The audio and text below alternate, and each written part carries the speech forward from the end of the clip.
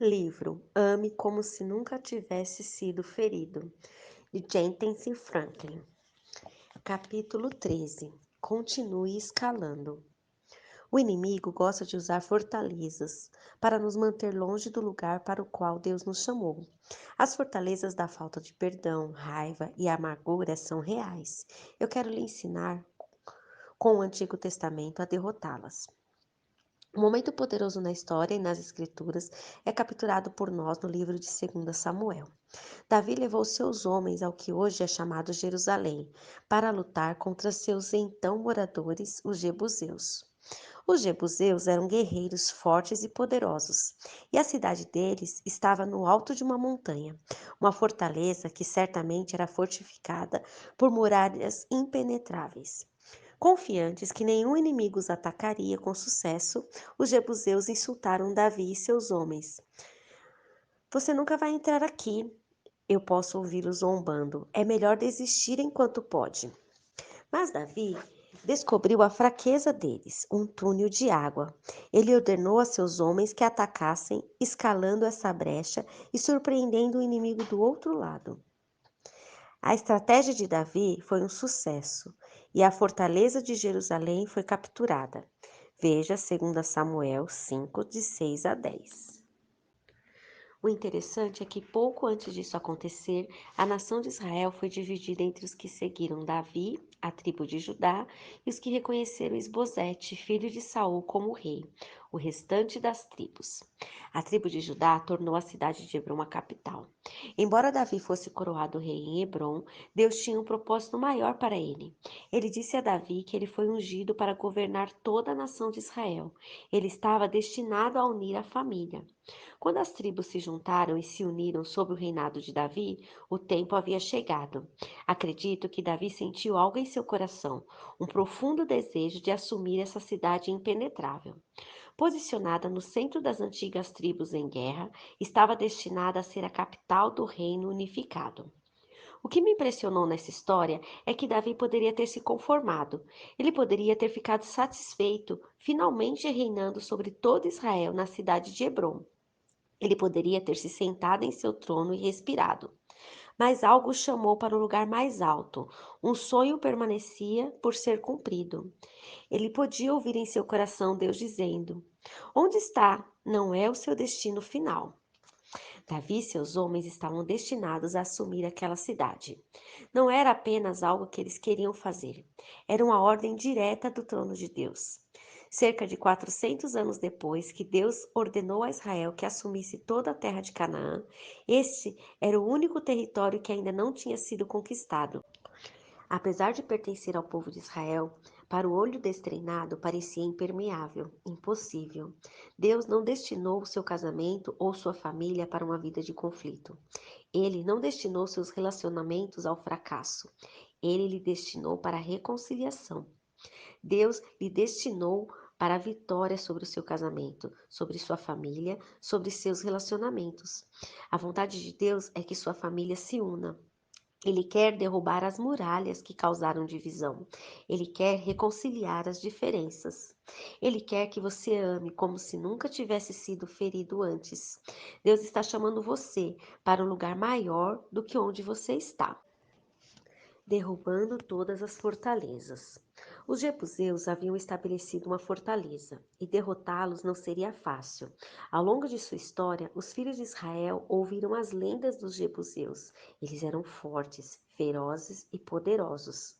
Sabendo quão fortalecida era a cidade deles, os jebuseus zombaram de Davi e de seus homens. Eles estavam tão confiantes em sua fortaleza que provocaram os israelitas, dizendo que até mesmo os cegos e os coxos poderiam impedi-los. Isso é importante, pois era uma menção pessoal a dois heróis da fé na história de Israel. Os cegos representavam Isaque, que perdera a visão. Os coxos representavam Jacó, que depois de lutar com o anjo foi ferido e possivelmente mancou pelo resto da vida. Os jebuseus usaram guerra psicológica contra os soldados hebreus. Este lugar não é de vocês. Vocês não são poderosos o suficiente. Vocês vêm do manco e do cego. Fiquem contentes com o que vocês têm. Conformem-se com Hebron. Acomodem-se. aonde vocês estão e desistam do lugar alto com o qual vocês estão sonhando. O inimigo gosta de jogar nossas fraquezas em nossa cara. Você não tem o que acha que tem. Seu pai era um bêbado, você será um também. Essa fortaleza está na sua família há gerações, não tem como você vencer. Davi sabia que ele tinha uma batalha em suas mãos. Quando você quer viver o melhor de Deus, quando você deseja uma família que se ama, que permanece unida e em paz, você terá que lutar para chegar lá. Acho interessante que as peças da armadura que Deus nos deu, como encontradas em Efésios 6, sejam defensivas. Essas incluem a couraça da justiça, o capacete da salvação e o escudo da fé. A única arma ofensiva em nosso arsenal espiritual é a espada do Espírito, que é a palavra de Deus. Quando você está lutando pelo seu futuro ou pelo futuro da sua família, a única tática ofensiva de que você precisa é a palavra. A palavra sempre será o suficiente. Quando o inimigo vem contra você, ele está atrás de alguma coisa. Ele não faz isso por fazer. Ele está atrás dos despojos. Ele está atrás de você.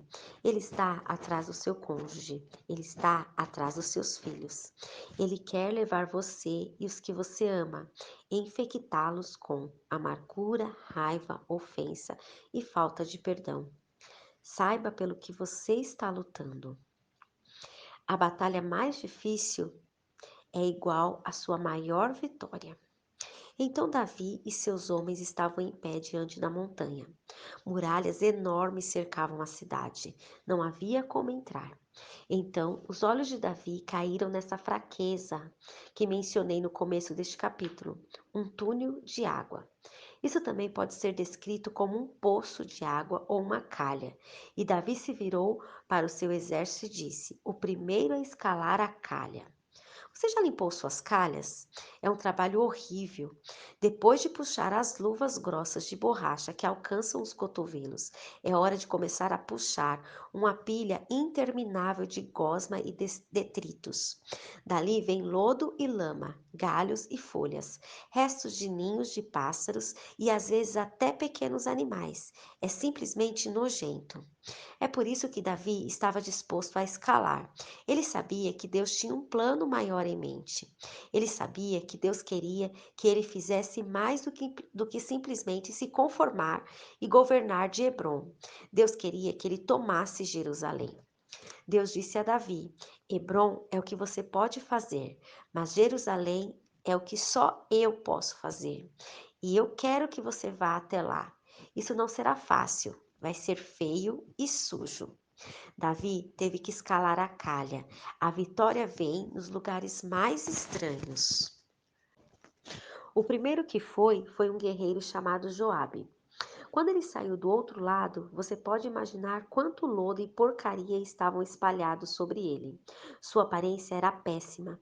Ele cheirava mal, mas ele levantou as mãos em vitória e disse: Deus nos deu esta cidade. Davi e seus homens capturaram a cidade dos jebuseus. Molhados, féticos e sujos, eles conquistaram o que por direito pertencia a eles. Você pode estar enfrentando uma fortaleza em sua vida. Talvez você esteja tentando salvar seu casamento, ou você esteja tentando salvar um relacionamento com um filho adulto e rebelde. Contudo, por maior ou intimidadora que seja a fortaleza, Deus pode libertar você. Ele pode levantar sua família das profundezas da amargura, vergonha e falta de perdão. Eu não sei o quão difícil sua batalha se tornou, mas eu sei que este é o lugar onde Deus mais será glorificado em sua vida. É onde a unção vai chegar. As batalhas mais difíceis de sua vida produzirão as maiores vitórias. A tomada de Davi da cidade de Jerusalém mostra o plano de Deus. O inimigo tentou frustrar o plano de salvação de Deus por meio de uma disputa familiar. Enquanto as tribos de Israel estivessem divididas, eles não poderiam capturar a cidade dos jebuseus. A fortaleza daquela família tinha que ser conquistada para que o poder da cruz pudesse ser erguido.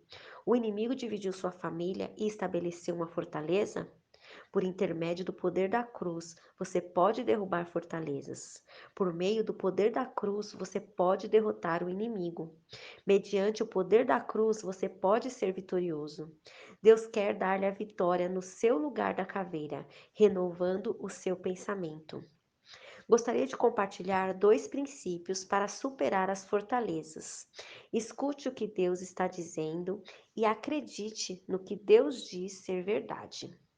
Primeiro, ouça o que Deus está dizendo. Se você estiver em uma batalha pela sua família, não deixe que o que você vê atrapalhe o que Deus quer que você ouça. Quando Davi e seus homens olhavam para a cidade dos jebuseus, com seus olhos naturais, viram a montanha rochosa, as muralhas impenetráveis da cidade e os poderosos guerreiros que ficavam atrás das muralhas. Mas eles também ouviram a voz do Senhor, que prometeu vitória no que parecia uma situação impossível. Você está respondendo ao que você vê ou ao que Deus diz? Pense nisso, realmente pense nisso. Quando você olha para o que está ao seu redor, você se sente pressionado? Você se sente sobrecarregado? Você sente medo? Derrota? As Escrituras são claras de que a fé não tem nada a ver com o que vemos. Nós andamos pela fé, não pelo que vemos. 2 Coríntios 5:7. A fé vem pelo ouvir, não pelo que vemos. Romanos 10:17. É assim que podemos permanecer de pé em um mundo caído. A fé não olha para os fatos e diz: bom, eu deveria desistir. A fé olha para as circunstâncias que tem impossível escrito nelas e então ouve o que o céu está dizendo. E no céu você nunca ouvirá Deus dizer: você deveria desistir, você não vai conseguir, simplesmente desista. Se você escutar, ouvirá Deus lhe dizendo que Ele está do seu lado, que está lutando por você, que com Ele você é mais que um vencedor. Decida hoje, como pessoa de fé, tirar seus olhos da sua situação e a abrir seus ouvidos para a voz de Deus. Só então você pode começar a se mover em direção à vitória. Paulo escreveu: por isso, não abram mão da confiança que vocês têm. Ela será ricamente recompensada. Vocês precisam perseverar, de modo que, quando tiverem feito a vontade de Deus, recebam o que ele prometeu. Pois em breve, muito em breve, aquele que vem virá, e não demorará. Mas o meu justo viverá pela fé. E se retroceder, não me agradarei dele. Nós, porém, não somos dos que retrocedem e são destruídos, mas dos que creem e são salvos. Hebreus 10, 35 a 39. Eu amo essa frase. Nós, porém, não somos dos que retrocedem. Você não é fraco, você não está vencido, você não está derrotado. Você é forte, você é poderoso, você é um vencedor. Segundo, acredite no que Deus diz, não no que você sente ou no que suas circunstâncias determinam. Em 1886, Walter George quebrou o recorde mundial de 1,5 km, quando correu essa distância em 4 minutos e 12,75 segundos. Ninguém correu mais rápido por 30 anos. Então, em 1923, um atleta finlandês chamado Paavo Nurmi tirou 2 segundos de distância, correndo em 4 minutos e 10,4 segundos. Esse recorde mundial permaneceu inquebrável por 8 anos. Depois disso, o tempo foi ficando mais curto, em alguns segundos por vez, mas havia um mito generalizado de que não era possível quebrar a marca de 4 minutos. Alguns médicos de fato disseram que era fisicamente impossível. O homem escolheu não acreditar na mentira. Em 1954, Roger Bannister quebrou o recorde pela primeira vez na história da humanidade, quando correu 1,5 km em 3 minutos e 59,4 segundos. Embora eu tenha certeza de que há muitos atletas, dos quais não ouvimos hoje, que acreditavam que era possível correr essa distância em menos de 4 minutos, foi Bannister quem realmente fez isso. Ele desafiou as probabilidades. Ele acreditava que isso poderia acontecer e ele trabalhou, treinou, praticou e se sacrificou para que pudesse ser o único a quebrar o recorde. É engraçado, essa barreira foi quebrada muitas vezes desde então, e agora é o padrão para corredores de meia distância. Que exemplo poderoso do que acontece quando você tem uma nova mentalidade. Se você ainda não percebeu isso, a vida é uma subida íngreme. No seu caminho para o lugar, o propósito, o destino ou o lugar alto que você está tentando alcançar, vai ser necessária alguma escalada.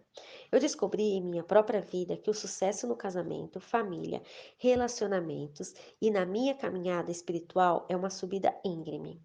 Deus está procurando por alpinistas. Alpinistas são dedicados, eles enfrentam riscos, eles olham para as montanhas que parecem intransponíveis e eles aceitam a designação de Deus para escalar e conquistar aquelas montanhas em seu nome. Coragem, permaneça em luta. A boa notícia é: Deus já venceu.